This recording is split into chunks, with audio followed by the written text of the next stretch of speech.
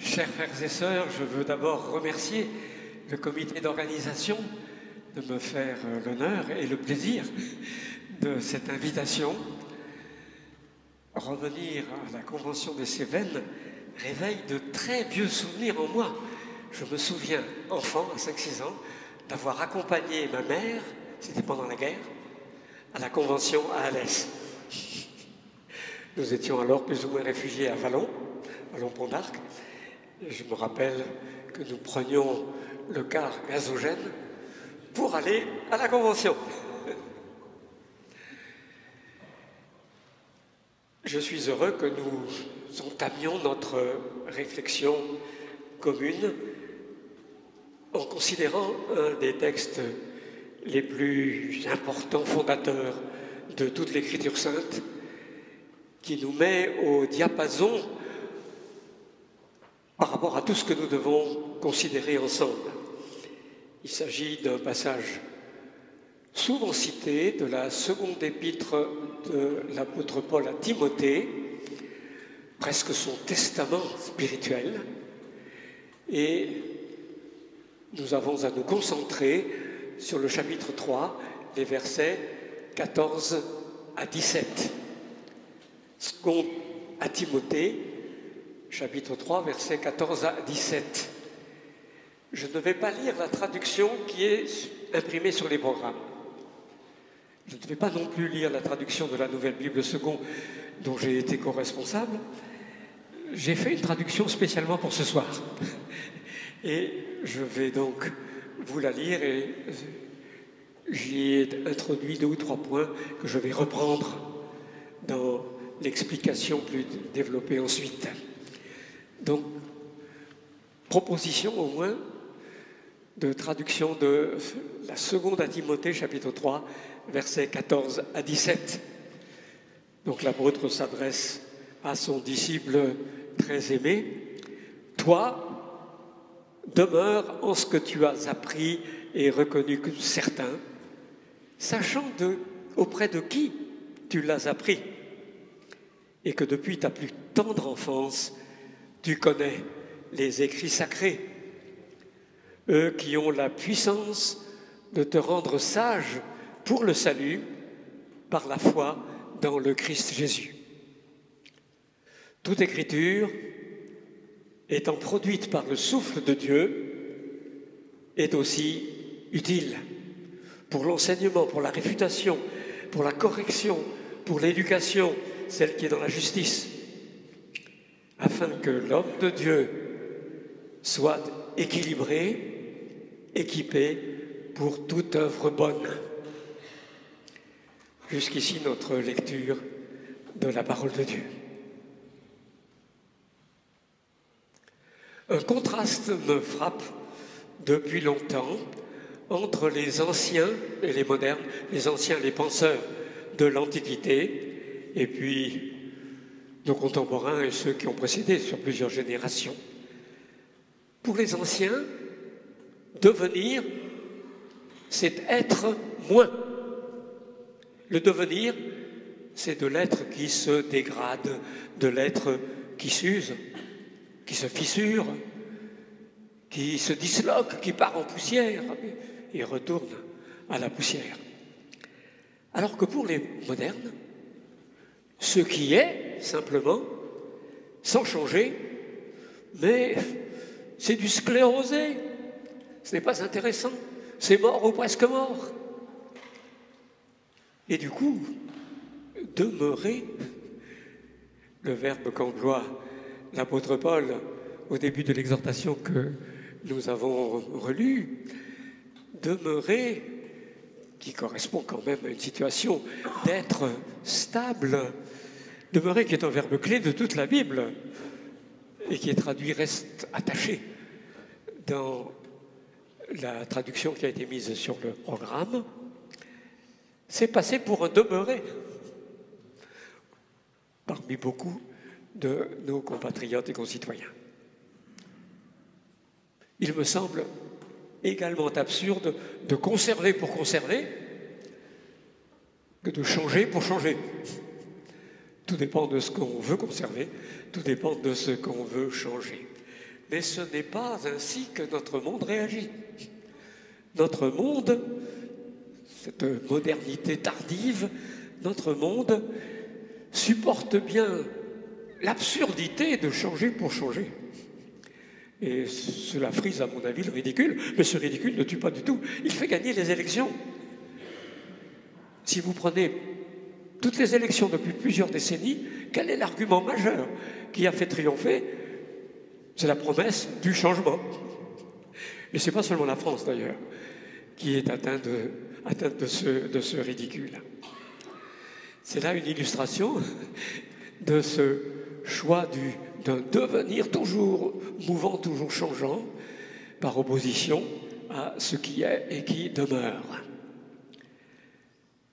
Il est intéressant que la Bible ne se laisse pas enfermer dans cette alternative de l'être et du devenir, du changement ou de l'immuabilité. Elle valorise, comme aucune religion ou sagesse ne le faisait dans l'Antiquité, elle valorise l'histoire. L'histoire pour la Bible, ce n'est pas simplement une usure qui conduit finalement au rien. L'histoire a un sens. Dieu y fait des choses nouvelles.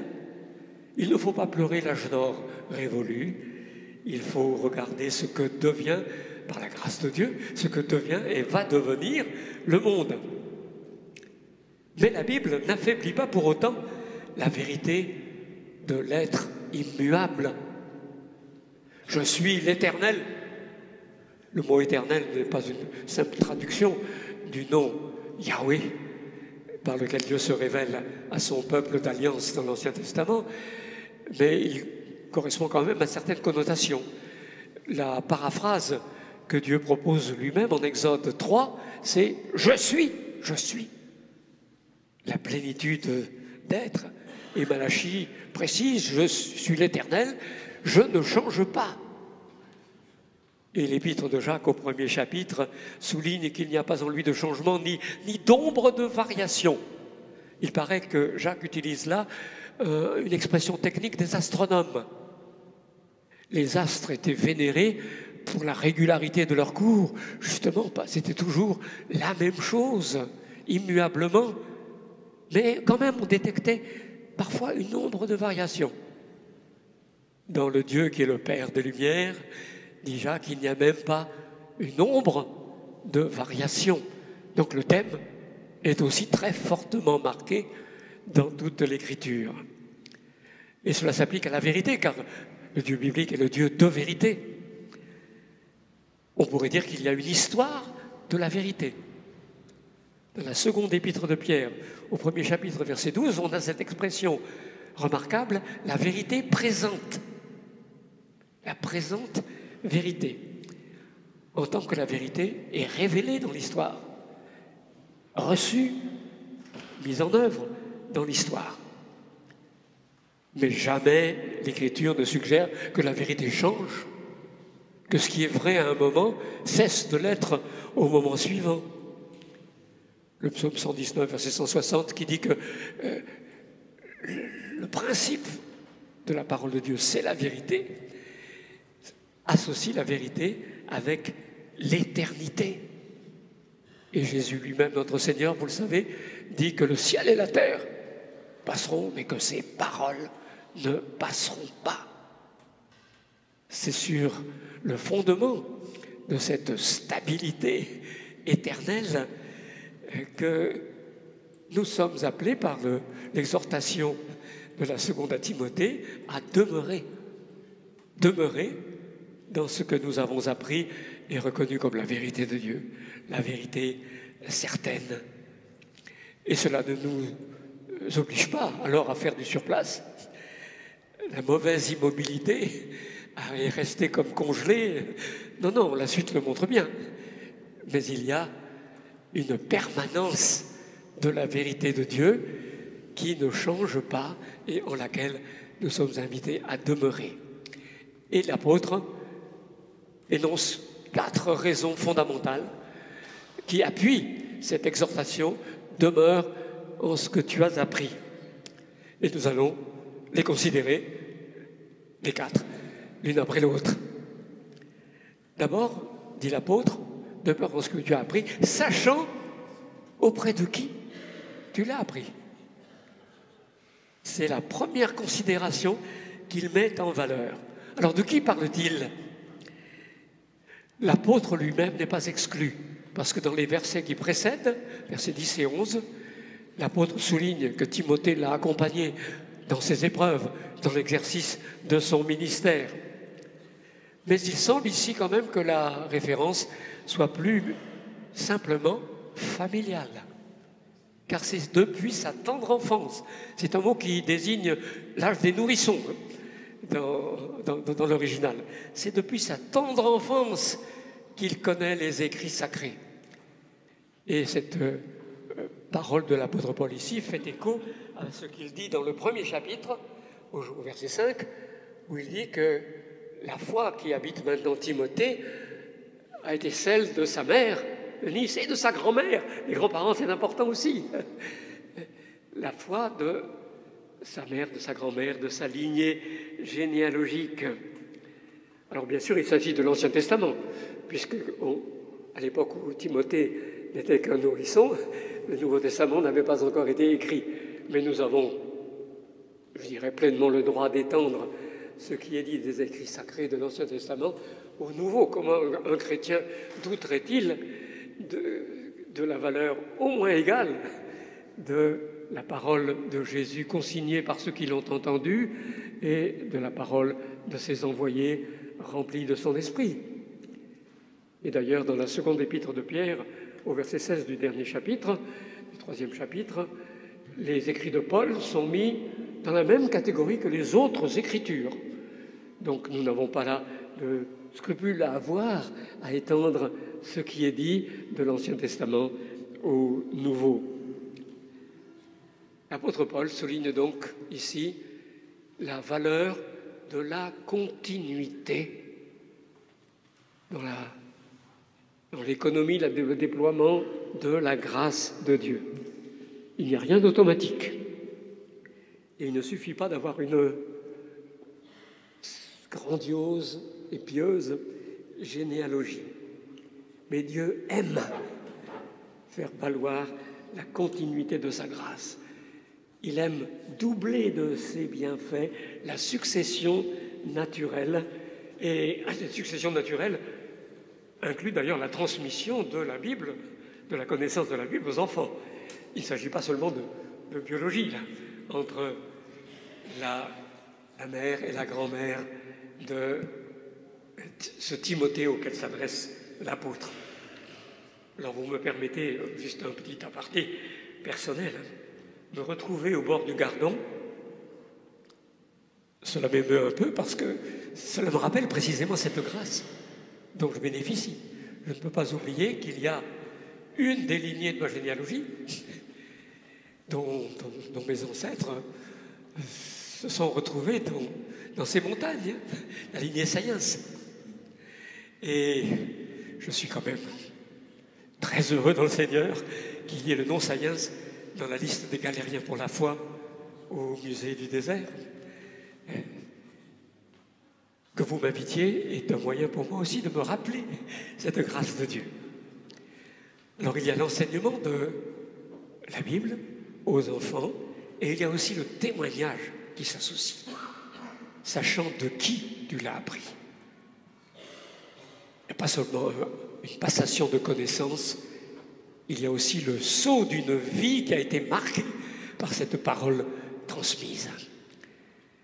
Ceux qui nous ont précédés ont été des témoins de la vérité. Et même pour plusieurs, s'est accomplie cette parole si belle qui n'intervient qu'une fois dans l'Écriture, mais je trouve qu'elle mérite d'être mise en relief dans la troisième épître de Jean, de Démétrius.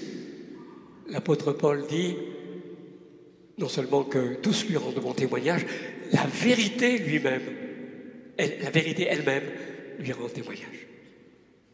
Sans doute parce qu'elle marque tellement sa vie, parce qu'elle rayonne tellement à partir de ce qu'il est et de ce qu'il fait, que voilà, on peut dire que la vérité est comme le témoin de ceux qui l'apportent aux autres. cette lignée de témoins qui nous a précédés, c'est une première raison pour nous de nous attacher, de rester attachés à ce que nous avons appris de conforme à la parole de Dieu. Deuxième raison que l'apôtre met en avant, elle a la puissance de te rendre sage pour le salut. Qu'est-ce que ça veut dire?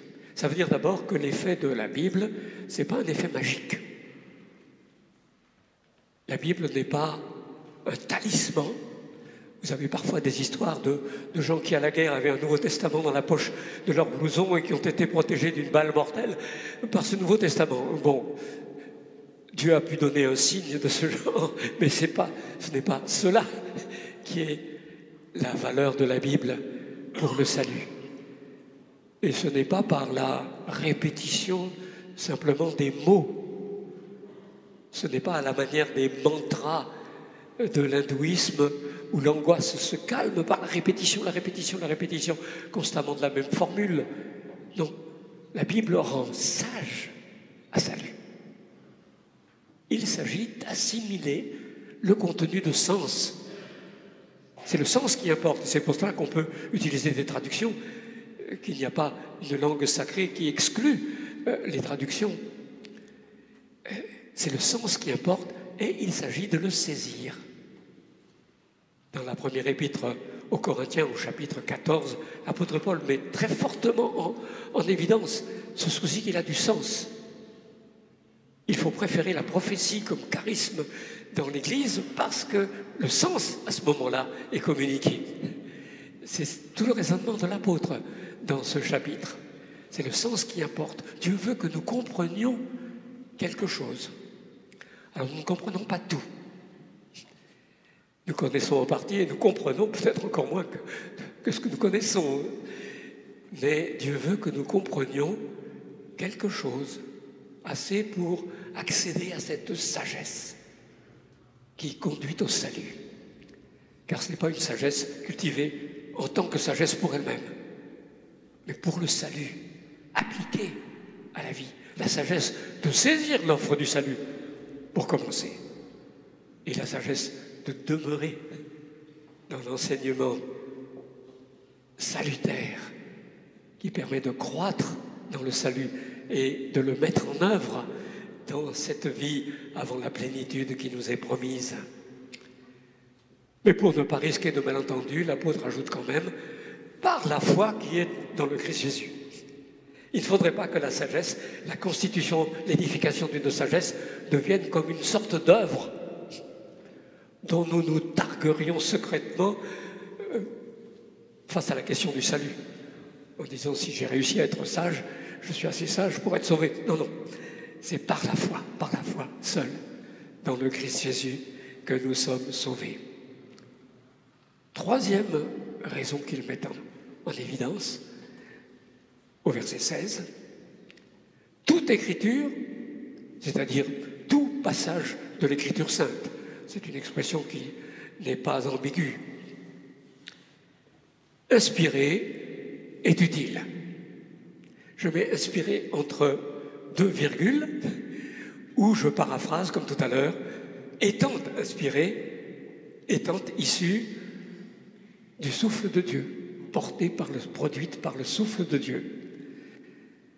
Il y a deux points qui sont discutés par les spécialistes, mais vous allez très bien suivre, très bien saisir, je le sens bien. Il y a la question de la syntaxe. Où est-ce qu'il faut mettre inspiré? Il y a des commentateurs qui traduisent toute écriture inspirée est utile. Il y a des commentateurs qui traduisent toute écriture est inspirée et utile. Oui, une différence. Mais il y a encore une troisième possibilité, et c'est celle que je choisis, c'est de considérer que inspiré doit être mis entre virgules, qu'elle fournit la raison de l'affirmation d'utilité qui va suivre.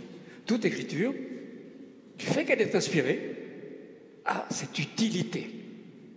Or, j'ai été convaincu que c'est la bonne lecture par un article d'un spécialiste allemand qui a écrit tout un livre sur la grammaire du Nouveau Testament grec. Alors, je pense qu'il est compétent.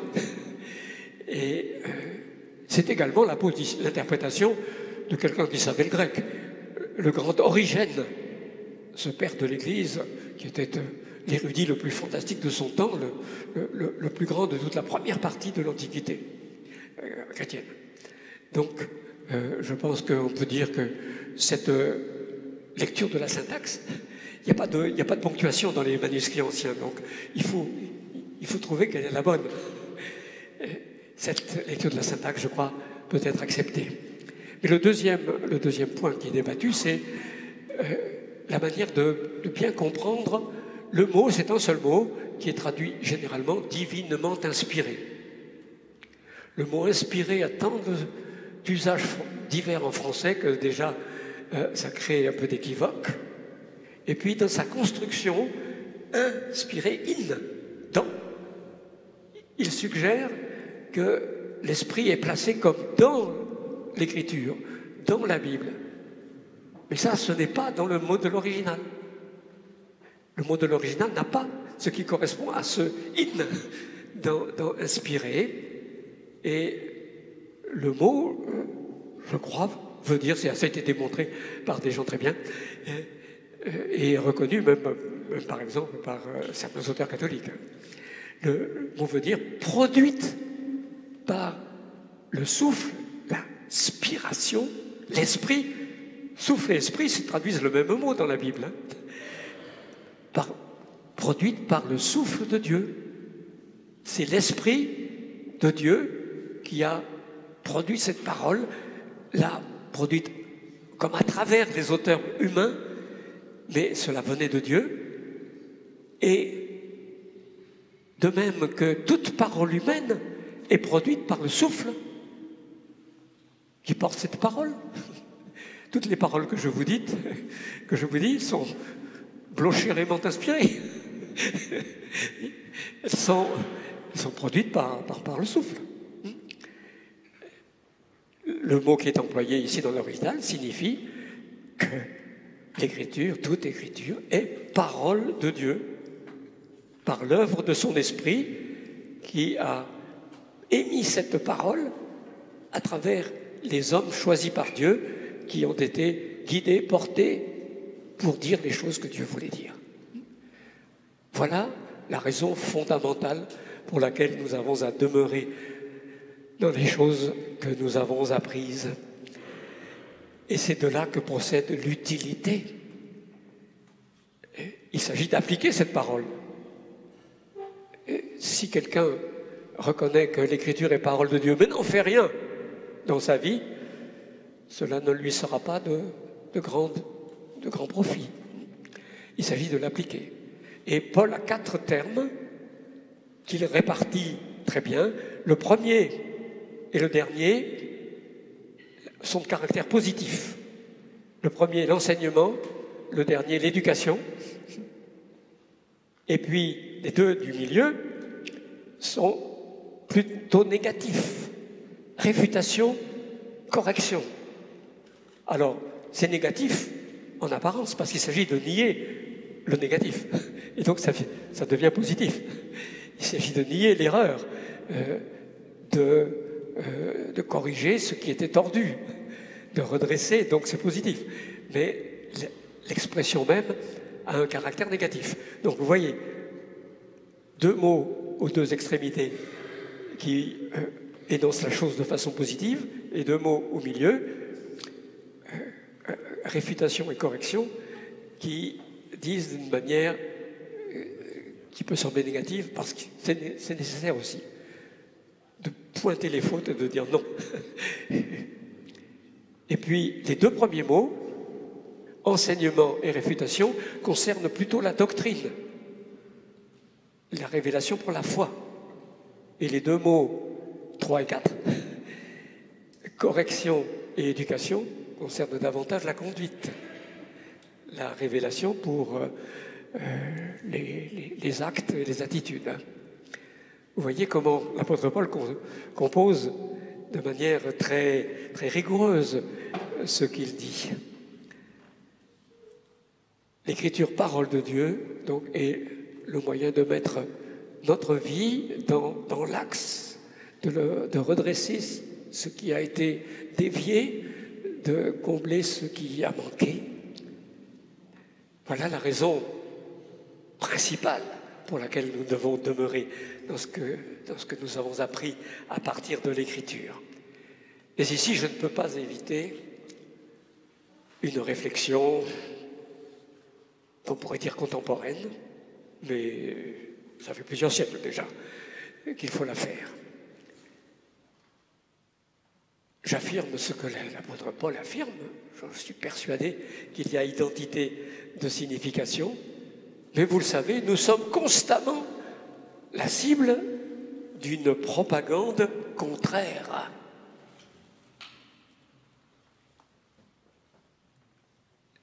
Nos médias d'Église, souvent, et en tout cas nos grands médias, nous présentent souvent comme inadmissibles ces affirmations que je viens de poser.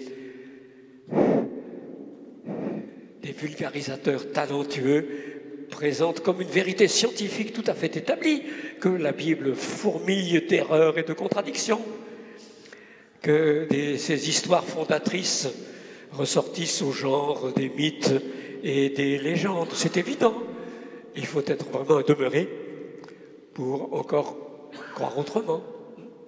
Voilà ce que l'on nous serine de manière constante tout alentour. Résister. Résister. Ce sont là des mensonges inspirés par le père du mensonge qui, depuis le commencement à Éden, s'attaque à Dieu et à sa parole. Il faut savoir qu'il y a dans le monde des milliers de spécialistes, biblistes, archéologues, historiens, qui sont aussi titrés que les autres. Souvent, ils ont les doctorats des mêmes universités et il ne leur était pas inférieur au moment où ils suivaient des cours ensemble et passaient des examens qui réfutent ce discours médiatisé, qui lui trouve des faiblesses très, très radicales, qui vicient les conclusions qu'on en tire. Il y a des milliers de biblistes très solides, évangéliques de par le monde. Et donc, ce n'est pas du tout une attitude irresponsable où l'on fermerait les yeux simplement devant les difficultés que de demeurer dans la certitude de la véracité biblique intégrale. Demeure dans la foi biblique, alors que tant d'imposteurs ont le micro. Trompeurs et trompés, ils sont sincères. Trompeurs et trompés, comme dit le verset qui précède. Et puis la dernière raison que l'apôtre met en valeur, c'est pour former l'homme de Dieu. Sur quoi débouche la discipline biblique, l'application de la sagesse communiquée par l'Écriture? La formation de l'homme de Dieu. C'est un titre magnifique.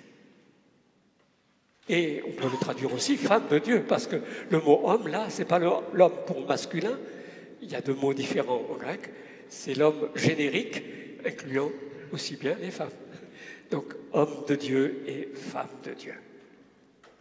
Et l'apôtre emploie deux mots qui sont d'ailleurs apparentés pour décrire cet homme de Dieu.